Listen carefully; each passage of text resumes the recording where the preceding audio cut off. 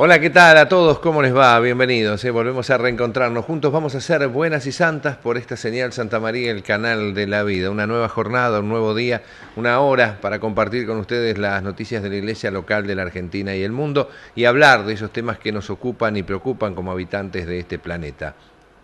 Mucho es lo que tenemos para contarles en el día de hoy.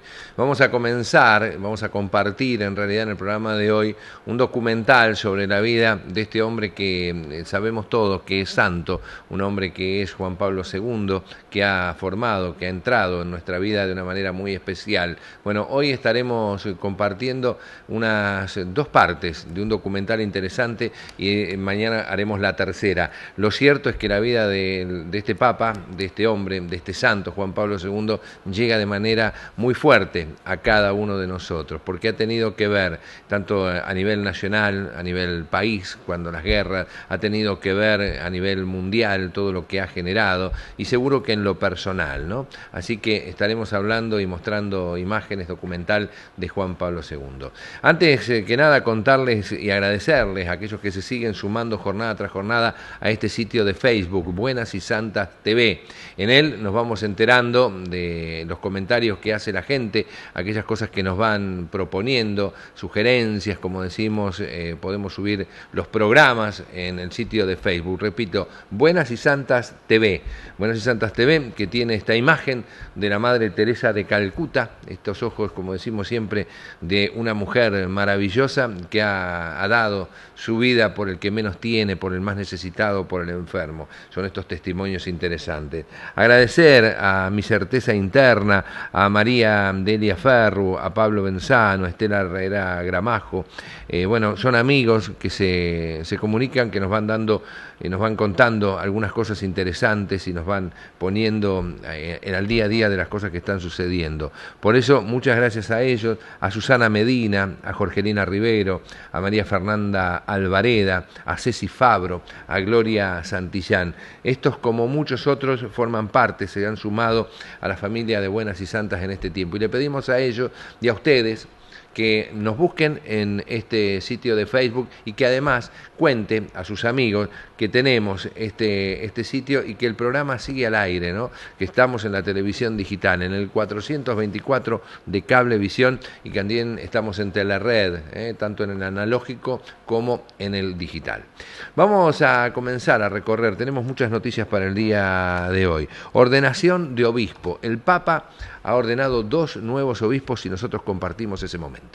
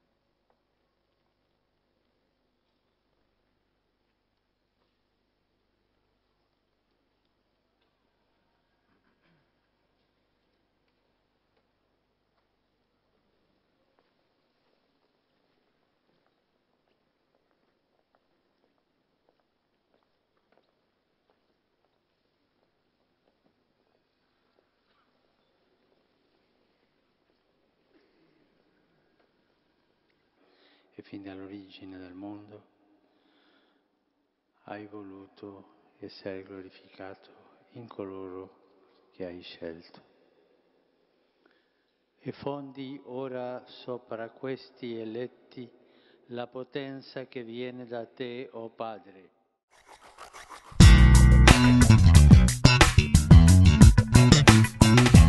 Y después de esta noticia de la ordenación de 2 nuevos obispos, viene yo digo una buena noticia, ¿no? Que el Papa Francisco ha dejado de lado a un obispo de Alemania, un hombre que ha derrochado una fortuna, que tendrá que dar explicaciones. Algunos dicen lo echó, y si esa es la expresión, es valiosa, que se tomen estas medidas, que no se haga, no exista, no haya la tolerancia que en algún momento pudo haber existido sobre los obispos puntualmente, perdonar lo que es imperdonable. Más de 31 millones de euros gastó este hombre para remodelación de un lugar oficial, el lugar donde él residía. Vemos la nota.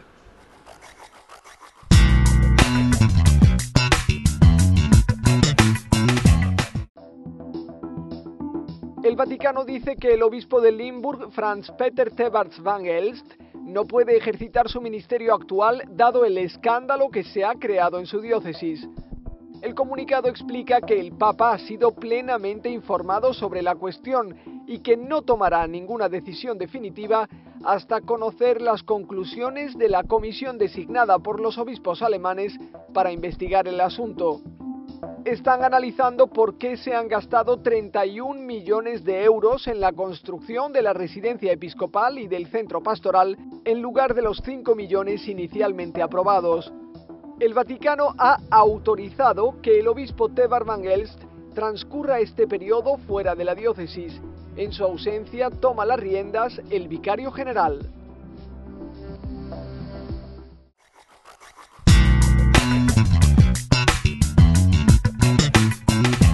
Y ahora sí vamos a entrar, como prometíamos al principio del programa del día de hoy, a hablar, a escuchar a esta historia maravillosa que habla de Juan Pablo II. Un santo indiscutible al que hemos podido conocer, estar muy cerca, tenerlo e incluirlo en nuestra vida, en el día a día.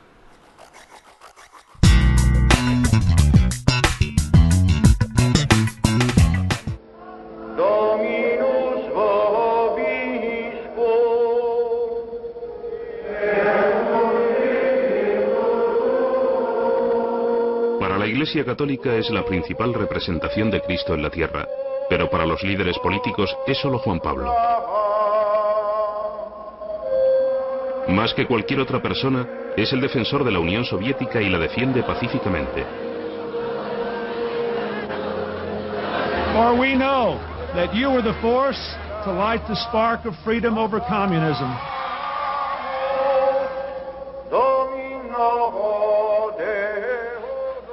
Los cuerpos diplomáticos piden a los dictadores ser más democráticos siempre. Juan Pablo mantuvo 2000 años de dolorosa relación entre su iglesia y el mundo. Fornication, gross indecency. Those who behave like this will not inherit the kingdom of God. Está también con los católicos y no católicos, insistiendo en las normas de la Iglesia sobre el comportamiento personal. Perhaps I love you more. Así, atrae a las masas más de lo que cualquier otro líder político pueda soñar. Tiene su propia magia, su propio encanto personal. Habla 9 idiomas. ¿Cómo pudo este actor, formado en la universidad, tan guapo como una estrella de cine, hacer su trabajo en el escenario mundial? Era de Polonia y le apodaban Lolek. Creció en un pueblecito, entre la belleza y la tragedia. Juan Pablo II.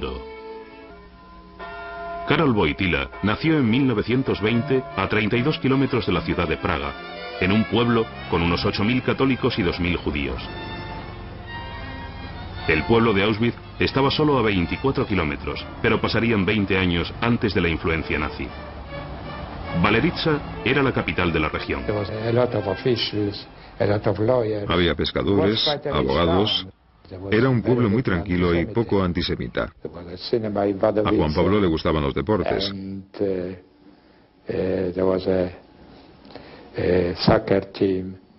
Había equipo de fútbol y tenis. La vida era juego. En este pueblo, rodeado de granjas y montañas, Juan Pablo II pasó sus primeros 18 años. Fue el único periodo que Polonia había conocido de independencia cuando los alemanes y los rusos luchaban constantemente. Su madre, Emilia, era de una familia pequeña, y su padre, Karol, era un oficial del ejército retirado. También tenían otro hijo, Edmund, de 14 años. Vivían en un edificio con otros cuantos vecinos al lado de la parroquia del pueblo. La habitación de los chicos daba justo a una de las ventanas de la iglesia. Era un apartamento muy pequeño. Había dos habitaciones extremadamente pequeñas, pero muy limpias y ordenadas perfectamente, como corresponde a un ex profesional del ejército. Karol padre envió a su hijo a la escuela pública en vez de a la privada porque pensaba que recibiría una educación mejor.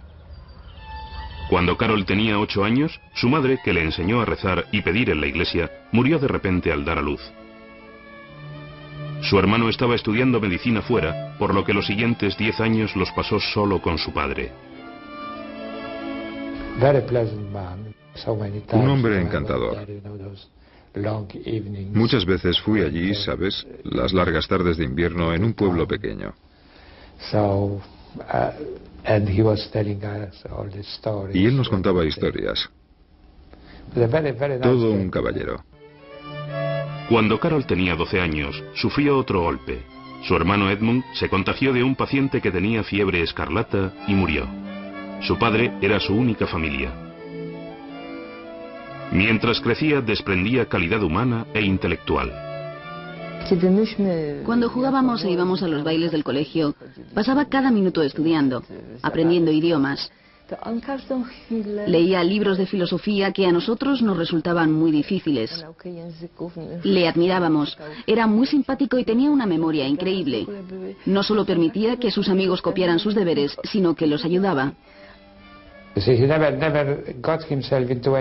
Nunca se metía en peleas. No es que fuera un cobarde, no lo era, sino que era de esa clase de gente con la que uno nunca se pelea. Cuando salía de mi casa, mi abuela siempre decía: ¿por qué no puedes parecerte un poco a Lolek? A Lolek le gustaba salir, escalar, remontar en canoa a los ríos. Amaba los deportes. En el equipo de fútbol era el portero. Era el líder nato en los deportes de la escuela. Tenía una voz preciosa, era guapo y con una memoria rápida. Su actuación durante las representaciones, tan extraña en un chico de su edad, no era como la de otros actores. Él representaba sus papeles de forma más ascéptica, más intelectual. En 1938 se graduó con unas notas que auguraban una carrera universitaria exitosa. Para dar a su hijo esta oportunidad, Karol padre alquiló un apartamento pequeño en Krakow, en la calle Kiniecka, cerca de la facultad. Karol Wojtyła pasó un año feliz en la universidad. Nuevos amigos, nuevos profesores, más clases que dar. Llegó a ser una estrella en el teatro universitario gracias a su preciosa voz. Toda esta felicidad terminó. Su segundo año en la facultad empezó con la invasión nazi de Polonia y la primera de las numerosas batallas que le enseñarían lo que los hombres son capaces de hacer. Ingenuamente nosotros creíamos que seríamos capaces de estudiar. Pero la universidad fue cerrada y 183 profesores llevados a campos de concentración. De ellos, muy pocos regresaron. Con sus amigos, él organizaba clases y teatro clandestinos, una resistencia no violenta para mantener la cultura polaca viva. No había escenario. Actuábamos solo en cuartos de estar. Esta poesía patriótica polaca estaba prohibida en las escuelas por aquella época. Se suponía que alegraba los corazones tristes, a la gente deprimida, por lo que tenían a su alrededor todos los arrestos. Había terror a su alrededor. Las regiones judías fueron aprisionadas en el gueto de Krakow. Los nazis también arrestaron y mataron a los católicos, sacerdotes, intelectuales, líderes de las comunidades. Ni Karol Wojtyła ni ninguno de nosotros tuvo nunca miedo. Éramos jóvenes y pensábamos que teníamos alguna misión. Otros luchaban con armas y nosotros con la palabra. Para conseguir un permiso de trabajo para librarse de ser arrestado, Wojtyła tallaba piedra en una cantera y llevaba cubos en una fábrica farmacéutica. 4 años de trabajo le convertirían en el único papa moderno que ha sido obrero.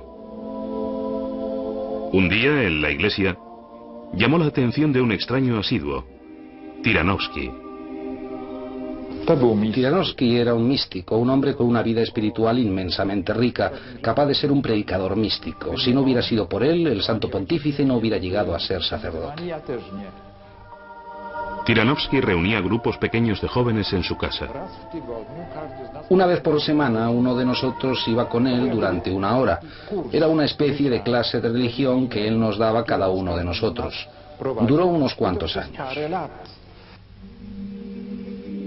Él enseñó a Wojtyła sobre San Juan de la Cruz, que escribió que la salvación se podía ganar a través del sufrimiento. Un día, volviendo del trabajo, Wojtyła, que tenía 21 años, se encontró con que su padre había muerto de un ataque al corazón. Rezó toda la noche por el alma de su padre. La muerte de su padre fue una catástrofe.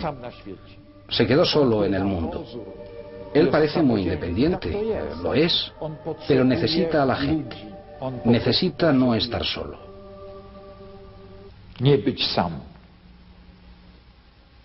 Sin familia, Wojtyła, guiado por el padre Tyranowski, formó su propio grupo juvenil y empezó a ver cómo su trabajo les fortalecía. Hacer el mundo mejor a través de la belleza del teatro era un objetivo en su forma de actuar. Tyranowski le enseñó que el mundo podía ser mejor no a través de la belleza, sino de la actividad pastoral. Para Wojtyła, eso era un descubrimiento novedoso. Si yo quiero hacer el mundo mejor, no tengo que ser actor. Yo puedo mejorar el mundo siendo sacerdote. Se metió en un seminario clandestino y habló a sus amigos de su decisión. Siempre pensamos que sería un actor, un excelente actor, porque tenía mucha personalidad. Pero cuando resultó que iba a ser sacerdote, nos impactó. Eso nunca lo esperamos. Pero fue tan leal a su grupo que actuó en todas las representaciones, con nuestro grupo hasta el final. El 6 de agosto de 1944, las tropas nazis se extendieron por Cracovia, arrestando a los hombres de entre 15 y 50 años. Wojtyła rezaba solo en su apartamento y se libró.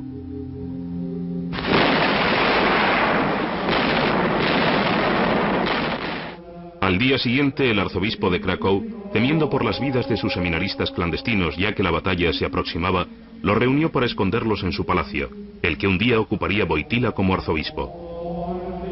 Desde que él no había ido a trabajar, Wojtyła sabía que los nazis le estarían buscando.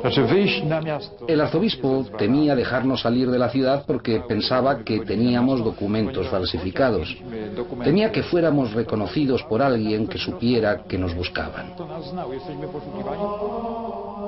A la edad de 24 años, Karol Wojtyła había aprendido de primera mano lo malo de la raza humana. Algunos de sus mejores amigos fueron llevados a Auschwitz. Él vio gente asesinada, apaleada en las calles. Creo que fue una de esas experiencias que endurecen a una persona.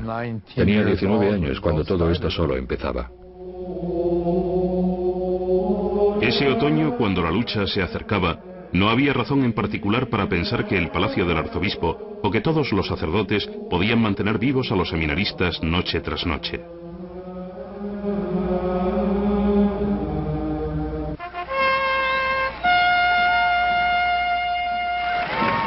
La liberación en las batallas que mantenían los nazis fuera de Polonia. Los ejércitos de un monstruo daban paso a los de otro.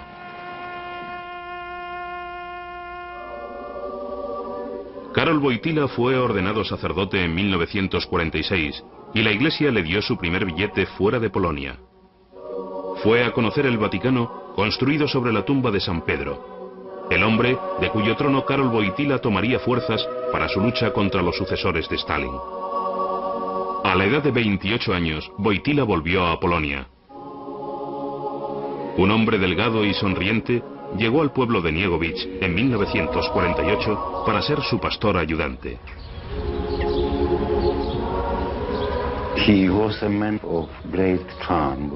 Era un hombre encantador, muy sencillo y por supuesto con una gran cultura e inteligencia.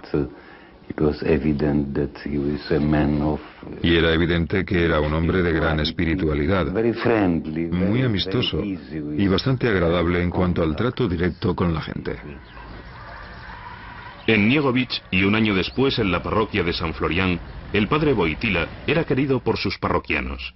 Era famoso por las excursiones que hacía a sus queridas montañas durante sus trabajos con grupos juveniles y de estudiantes. No importaba si íbamos a través de una tormenta en el lago o en el bosque, nunca se quejaba. Y siempre estaba de buen humor y contando chistes. Para él eso era relajante. Estaba en contacto con la naturaleza. Y en esta naturaleza, obviamente veía a Dios. Cuando estábamos remando, siempre había alguien que quería ser su compañero. Había turnos porque todo el mundo quería ser su compañero. Era obvio en sus excursiones al aire libre que le gustaba el liderazgo. Creo que era un hombre principalmente tradicionalista, con una gran fortaleza y control de sí mismo. Y con espíritu para ser bondadoso y más fuerte que los demás. Era un sacerdote famoso, pero a causa de su calidad intelectual, sus superiores le relegaron de sus funciones parroquiales en 1951, por lo que pudo estudiar una carrera. En 1952, bajo la dirección de Stalin, los derechos humanos fueron de nuevo violados en Polonia. En 1953, el general jefe Stefan Wyszynski fue arrestado por criticar al gobierno. En 1954, el seminario Krakow, donde Wojtyła enseñaba, fue clausurado.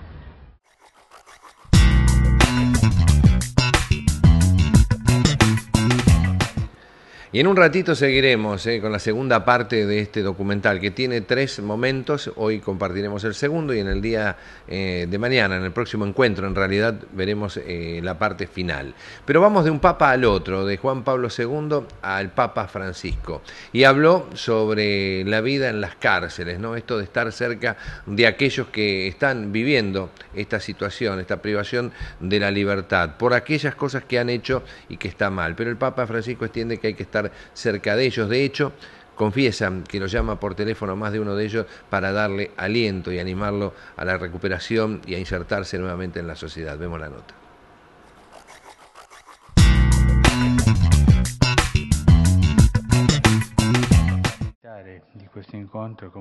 Los capellanes de las cárceles italianas se reunieron con el Papa.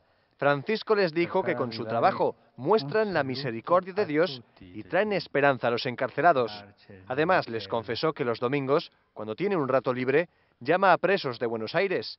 Dijo que esas conversaciones le ayudan a estar más cerca de los presos y le hace preguntarse, ¿por qué le pasó a él y no a mí? Recientemente avete parlato di una giustizia di riconciliazione, no? Anche una giustizia di speranza, di porte aperte, di orizzonti. Questa non è una utopia, si può fare. Durante el encuentro, el Papa recordó que Dios está cerca de todos, también de los prisioneros. Dijo que ninguna celda está tan aislada como para excluirle. Francisco pidió a los capellanes que lleven su saludo a todos los prisioneros. Dijo que reza por ellos para que puedan superar positivamente ese periodo de sus vidas.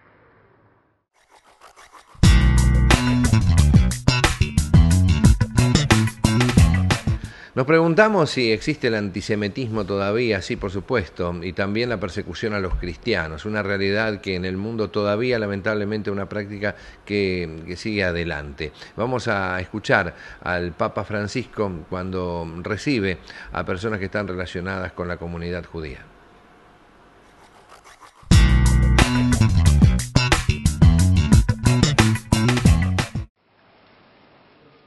El Papa Francisco se reunió con representantes del Centro Simon Wiesenthal, la organización de defensa de los derechos humanos que lucha contra el antisemitismo y el odio y trabaja para mantener viva la memoria del Holocausto.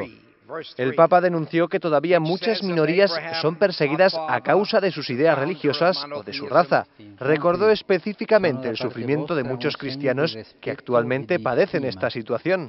Además, elogió el trabajo del Centro Simon Wiesenthal y les invitó a continuar con esta labor y pidió la colaboración de todos en la construcción de una cultura del encuentro y respeto. Di combattere ogni forma di razzismo, intolleranza e antisemitismo, preservando la memoria della Shoah e promuovendo la comprensione reciproca mediante la formazione e l'impegno sociale. El Papa también les pidió que involucren a los jóvenes en sus proyectos. Dijo que es importante enseñarles a rechazar muros y a construir puentes. Los representantes del Centro Simon Wiesenthal le entregaron un regalo especial sobre Jerusalén, una menorá con un mensaje muy simbólico. The righteousness and justice of his throne's foundation, from the book of Psalms, presented to His Holiness Pope Francis as a token of our esteem and friendship. Al Papa le gustó mucho el regalo y se detuvo a saludar personalmente a cada uno de los delegados. Le recordó que el encuentro fue organizado hace meses por su predecesor, Benedicto XVI. El Centro Simon Wiesenthal tiene su sede en Los Ángeles. Además de promover la proyección social y la educación, tiene 3 museos dedicados a preservar la memoria y las lecciones aprendidas en el Holocausto.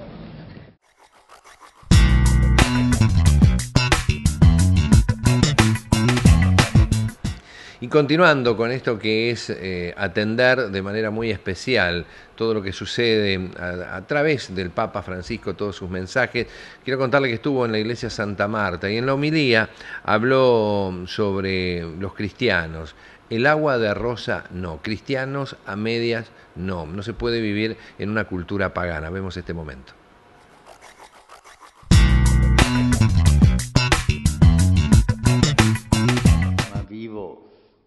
Durante la homilía de la misa en Casa Santa Marta, el Papa Francisco explicó que no se puede ser cristiano y vivir como un pagano. Lo que es lo mismo, no se puede ser un cristiano a medio camino. Alcune volte diciamo cristiani a metà cammino, che non prendono sul serio questo. Siamo santi, giustificati, santificati per il sangue di Cristo. Prendere questa santificazione e portarla davanti, e non si prende sul serio. Cristiani tiepidi, ma sì, ma no, un po', o come dicevano le nostre mamme, cristiano all'acqua di rosa, no? Un po' così. Un po' di vernice cristiano, un po' di vernice di catechesi, ma dentro non c'è una vera conversione, non c'è questa convinzione di Paolo, tutto ho lasciato perdere e considero spazzatura per guadagnare Cristo. Essere trovato in Lui. El Papa pidió a los cristianos que sean valientes para dejar a un lado todo lo que aleja de Jesucristo. Come pagano.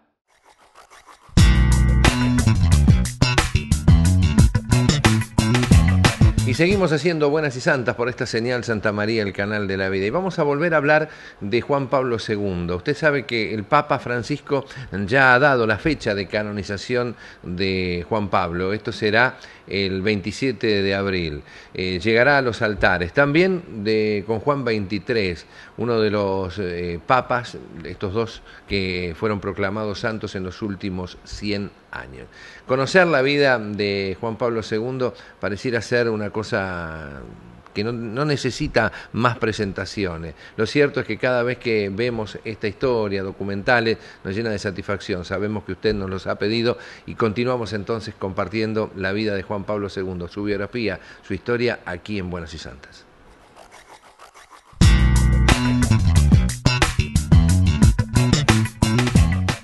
Donde enseñó ética y filosofía.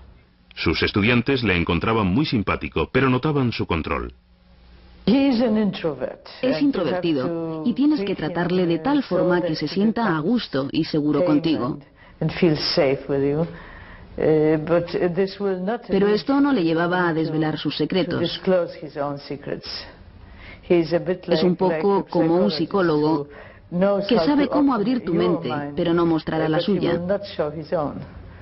Así que es una persona muy misteriosa. Publicaba su poesía bajo seudónimo.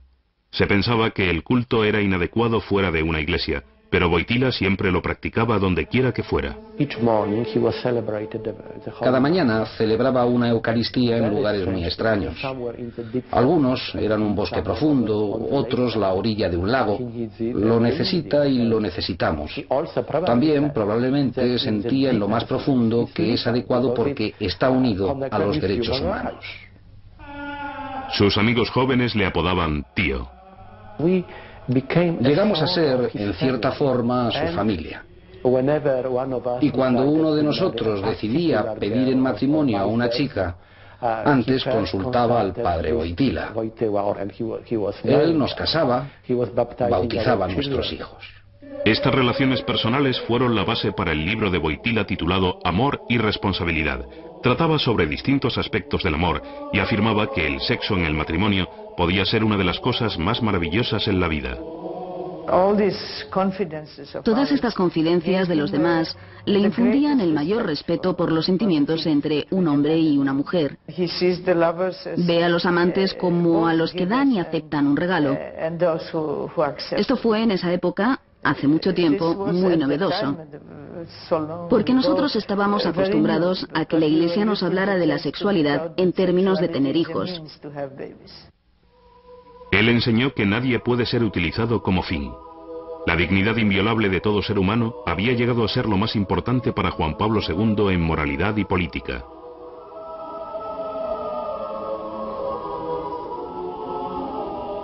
En 1956, los comunistas arrestaron al cardenal Wyszynski.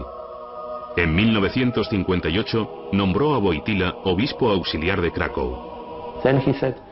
Entonces dijo: pero soy demasiado joven.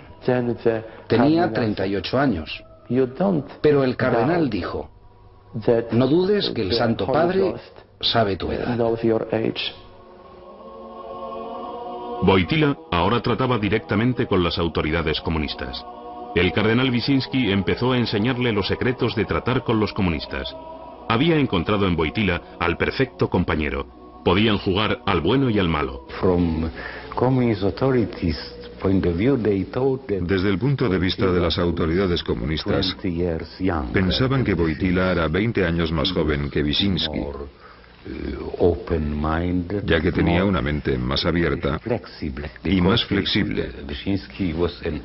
Y Wyszynski era un enemigo. Y por supuesto, ellos habían negociado duramente.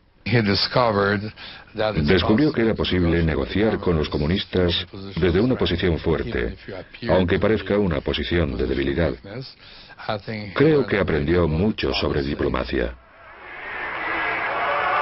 El joven obispo aprendió mucho más incluso sobre diplomacia en el Concilio Vaticano II, celebrado en Roma a comienzos de los 60. Todos los obispos del mundo fueron convocados por el Papa Juan XXIII para reconsiderar aspectos de la Iglesia Católica Romana.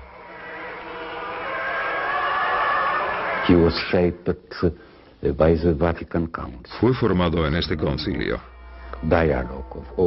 Era hombre de diálogo, abierto a otras religiones, cristianos, no cristianos, judíos.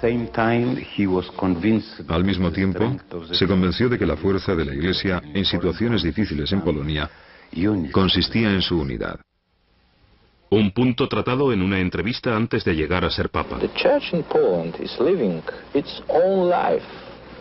And I suppose that is important for the church everywhere, to living its own life, to realize its own mission. The most important problem is atheism and Marxism. That is a anti-religious ideology and system. El nuevo Papa Pablo VI tomó nota de la constancia y la paciencia de Wojtyła. En 1967 el Papa Pablo le hizo cardenal y le confirmó como heredero de Wyszynski, quien con su protegido había predicado por todas partes que el cristianismo, no el marxismo, era el verdadero defensor de los oprimidos, para los que la Iglesia pide derechos y libertad. En Cracovia había una procesión por las calles desde la Edad Media. Wojtyła insistió para su continuidad. Todos los años le cuestionan esta procesión y él lo rechaza. Protesta. Es el tipo de ritual para pedir los derechos en la calle. Wojtyła insistía en una iglesia en Nowa Huta, un suburbio de obreros comunista y ateo. Los oficiales querían traer la iglesia a la ciudad, pero Wojtyła se negó y plantó una cruz donde debía construirse. Los comunistas cedieron. Tienes que tener una mezcla de negociación con tu enemigo, que en este caso es el poder comunista, pero al mismo tiempo mantener bastante resistencia, oposición, insistir en el derecho a construir iglesias, en la libertad de enseñar religión en las escuelas. En 1976, Pablo VI invitó a Wojtyła al Vaticano a dar una serie de 22 sermones durante la Cuaresma en la capilla privada del Papa. El mundo no se enteró. Pero el Vaticano estaba siguiendo una seria búsqueda. No había habido un Papa no italiano en 455 años. El cardenal de Polonia tituló sus sermones Un signo de contradicción.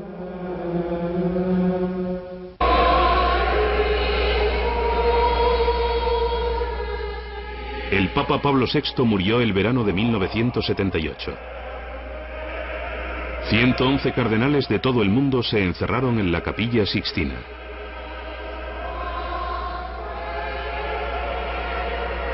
Juan Pablo I no les había hablado de sus problemas de salud y después de 33 días murió durmiendo de un ataque al corazón. De nuevo, los cardenales se encerraron. Su colega de Polonia tuvo votos en el primer cónclave. Empezaron a ver qué sorpresa darían al mundo.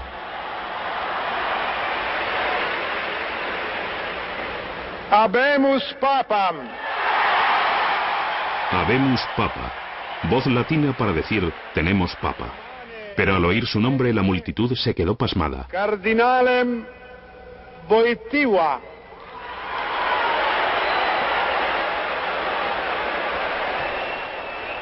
Recuerdo que todo el mundo decía, han elegido a un africano. Bueno, no era africano como todos sabemos, era polaco. Era un acto bastante imaginativo. Los cardenales reunidos sabían en cierto sentido que era una provocación a la Unión Soviética y a las regiones comunistas del este de Europa. Sia lodato Gesù Cristo. Siempre sia lodato. El nuevo Papa empezó a ganarles cuando dijo en perfecto italiano que venía de un país lejano. Lo hanno chiamato di un paese lontano. De vuelta a casa a ese lejano país. Felicidad. ¿Y qué más?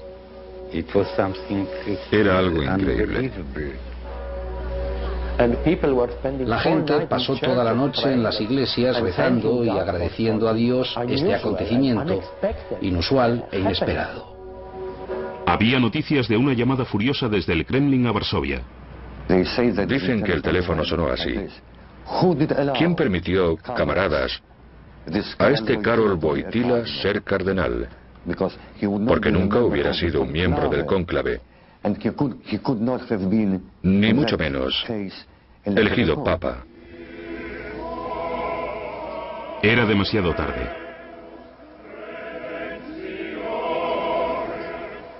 Instalado en Roma, el joven papa de Polonia no permitiría a su mentor Wyszynski besar su anillo. Los cardenales habían dicho a su nuevo papa que terminara con la confusión entre los católicos. También esperaban que su juventud pudiera sosegar a los más jóvenes.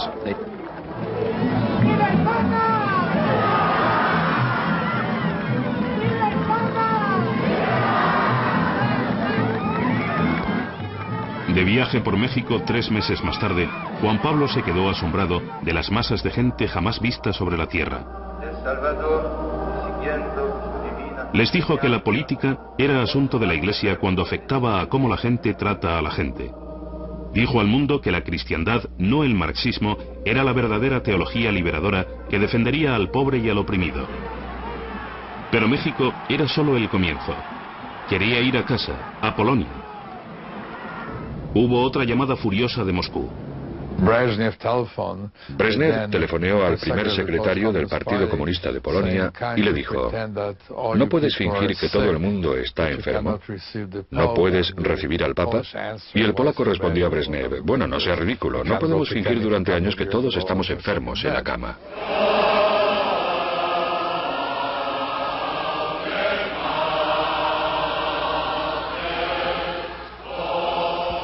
El gobierno polaco no pudo dejar de invitarle.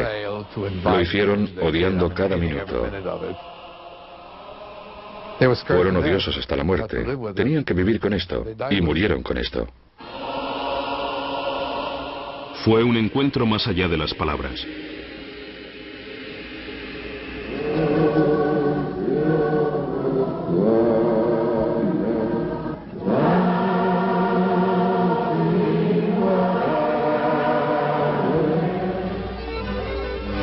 Los polacos dijeron más tarde que lo que realmente vieron fue a ellos mismos como pueblo por primera vez.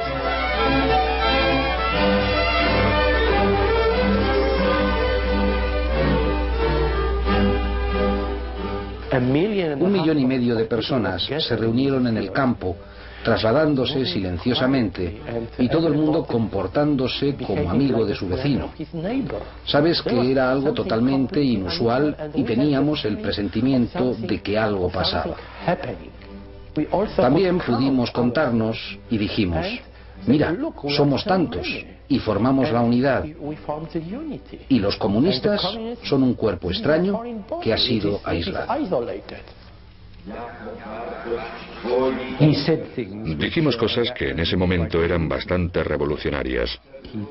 Dijo a los polacos básicamente que las divisiones de la Guerra Fría, estipuladas en Malta, no eran permanentes. Citó a San Pablo y dijo: permitid al Santo Padre ir a cambiar el mundo. Y entonces añadió: este mundo. No comprendimos el verdadero significado de esas palabras en ese momento. Un año más tarde lo entendimos mejor. Fue como un fuego a través de Polonia, ¿sabes? La gente uniéndose y uniéndose a solidaridad. En pocas semanas aumentó a casi 10 millones. Al haber extendido el fuego de solidaridad, el Papa no les dio a los soviéticos la oportunidad de recuperarse. Él visitó los Estados Unidos. Durante una semana gloriosa, fue un héroe americano.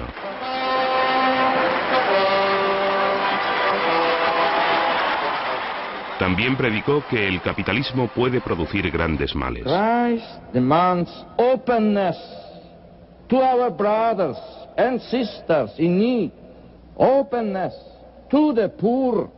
Los americanos encontraron que luchaba por la moralidad personal tanto como contra el comunismo. Se declaró en contra del control de la natalidad, del matrimonio de los sacerdotes, de las mujeres que ejercen el sacerdocio, del sexo prematrimonial y del aborto. We will stand up and proclaim that no one ever has the authority to destroy unborn life. I think people were hoping. Creo que la gente estaba esperando que trajera una bocanada de aire fresco al Vaticano. Pero muy pronto se dieron cuenta de que el catolicismo polaco es muy tradicional, muy conservador, y que sería inútil esperar grandes cambios.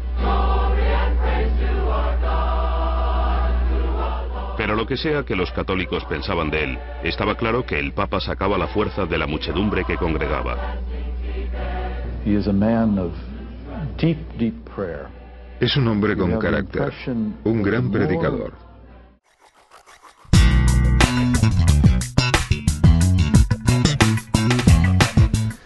Y así compartíamos esta vida del Papa Juan Pablo II, de este santo hombre que tendrá su epílogo en el próximo encuentro, la tercera y última parte de su biografía. Ahora vamos a hablar de deportes, sí, deportes en Buenas y Santas. ¿Por qué? Porque el Vaticano va a estrenar un propio equipo, un equipo propio de cricket. Este deporte que es muy particular, que tiene muchas personas que insisten en proponerlo como un gran deporte en el mundo, y en regiones, puntualmente Australia, se juega y mucho. El embajador de Australia propuso a la Santa Sede, y la Santa Sede tomó parte de esta intención y decidió crear un club, el St. Peter's Cricket Club. Vemos la nota.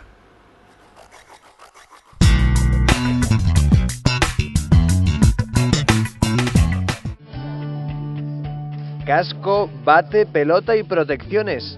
En el Vaticano, a partir de ahora, se juega el cricket. Su departamento de cultura ha decidido crear el St. Peter's Cricket Club, un club en donde los seminaristas o sacerdotes aficionados puedan practicar este deporte. La idea original fue del embajador de Australia ante la Santa Sede.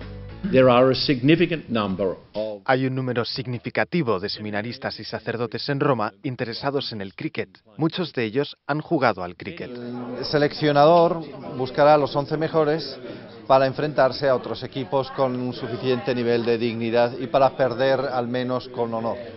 Con esta iniciativa, el Vaticano lanza un guiño a los territorios del sudeste asiático, en donde este deporte es muy popular. En Europa, el cricket se sigue poco y, de hecho, el equipo nacional italiano está formado por inmigrantes. La Iglesia católica es universal, católico significa universal.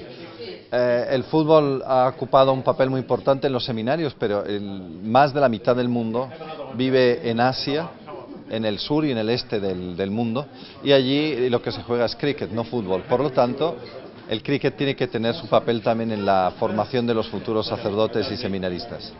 El embajador australiano ante la Santa Sede espera que en un futuro no muy lejano, el St. Peter's Club se pueda enfrentar al equipo de la Iglesia de Inglaterra y, ¿por qué no?, también contra equipos musulmanes.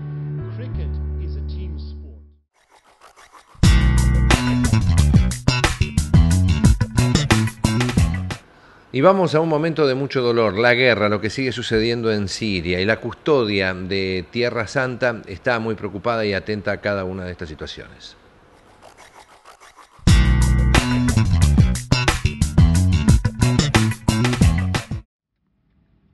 Muchas situaciones dolorosas salpican Oriente Medio. Desde el siglo XIII los franciscanos aportan esperanza en momentos como los que se viven actualmente, con fuertes tensiones en Egipto o con la cruenta guerra en Siria.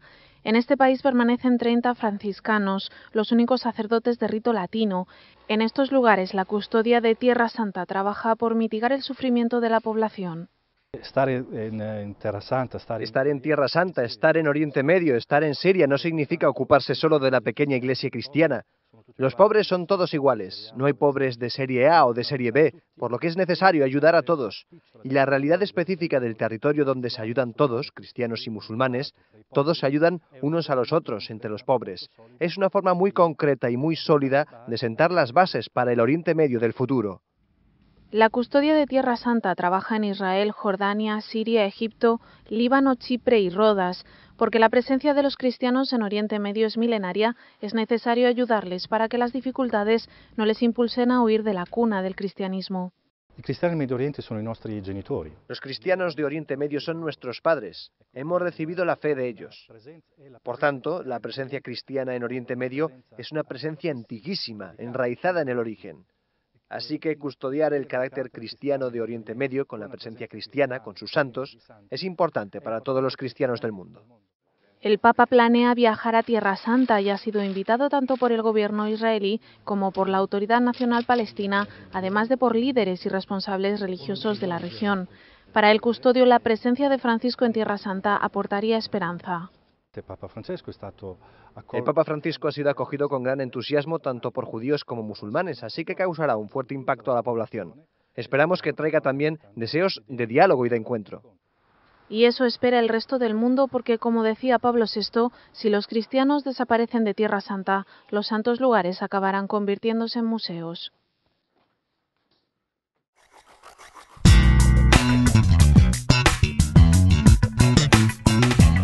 Y en Buenas y Santas le voy a hacer una pregunta. ¿Qué pasa si la iglesia no lleva a Jesús? Dice el Papa Francisco que esa es una iglesia muerta.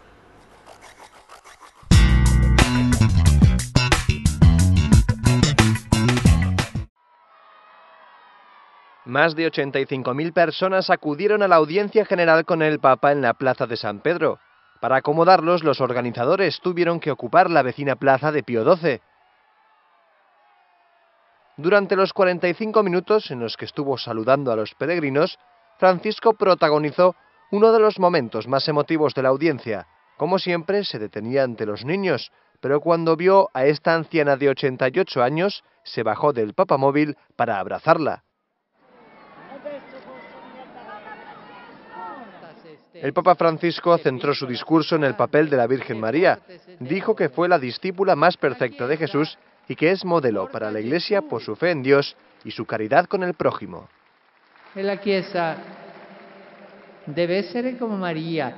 Quando è andata, l'abbiamo sentito nel Vangelo, quando è andata a fare la visita a Elisabetta, cosa portava Maria? Gesù. E la Chiesa porta Gesù. E questo è il centro della Chiesa, portare Gesù.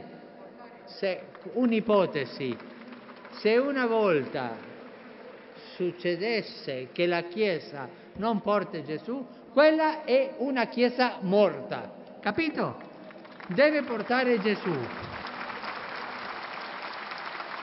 El Papa dijo que la Virgen, además de llevar Jesús a Isabel, también los lleva a los católicos. Ella les trae el amor de Dios, su paz y alegría. Così la Chiesa è come Maria. La Chiesa non è un negozio. La Chiesa non è un'agenzia umanitaria. La Chiesa non è una ONG.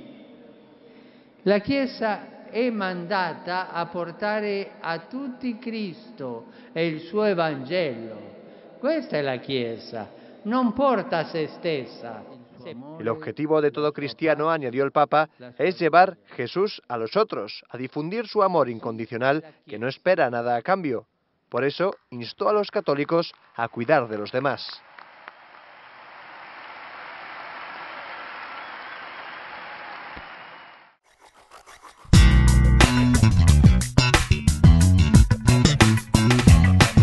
Y le voy a presentar la última noticia del programa de hoy. Los oficios olvidados en Roma. Una nota interesante de color, compartimos.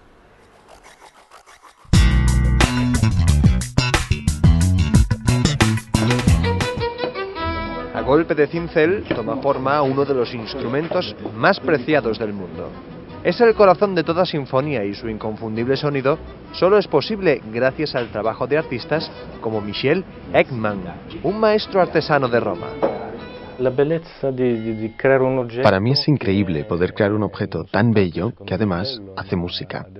Es un objeto que está destinado a ser eterno. Cada violín fabricado a mano le lleva entre 1 y 2 meses desde que toma un pedazo de madera, lo pule y realiza el acabado. Encontrar su pequeña tienda en el corazón de la ciudad eterna no es una tarea sencilla, salvo que uno disponga de esta excelente guía de artesanos en Roma. En Roma hay cerca de 90.000 artesanos. Nosotros solo escogimos 100. Seleccionamos solo aquellos que pueden resultar interesantes para los turistas. Roma es un destino turístico por excelencia. Sin embargo, los realizadores de esta guía dicen que quieren enseñar a la gente que es algo más que ruinas y obras de arte. Además, los problemas económicos del país les han obligado a abrirse a otros clientes. Hasta ahora solo les conocen en Roma y con la crisis económica compran menos. Sin embargo, podría crecer el número de clientes extranjeros. Esta iniciativa es literalmente música para los oídos de los propietarios de pequeños establecimientos artesanos como el de Michel. Esto es muy importante, ahora más que nunca. Creo que hay muchos sectores viviendo una situación económica difícil. Debemos pensar en el futuro. Sin esta visibilidad adicional, este fabricante de violines, al igual que otras pequeñas tiendas en Roma, podría no ser capaz de continuar haciendo lo que mejor sabe, y la música de estos preciados violines se habría silenciado para siempre.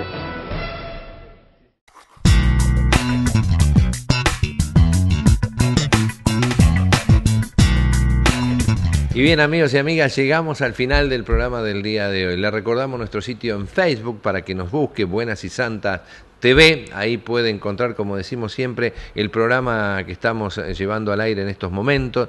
Puede encontrar comentarios, sugerencias, opiniones, fotos, bueno, todo aquello que vamos subiendo programa tras programa y que nos pone de una manera más cercana a cada uno de ustedes. La propuesta es volver a encontrarnos. Gracias por habernos acompañado en el día de hoy y será hasta la próxima. Buenas y santas, le dice que tenga una excelente jornada. Hasta mañana.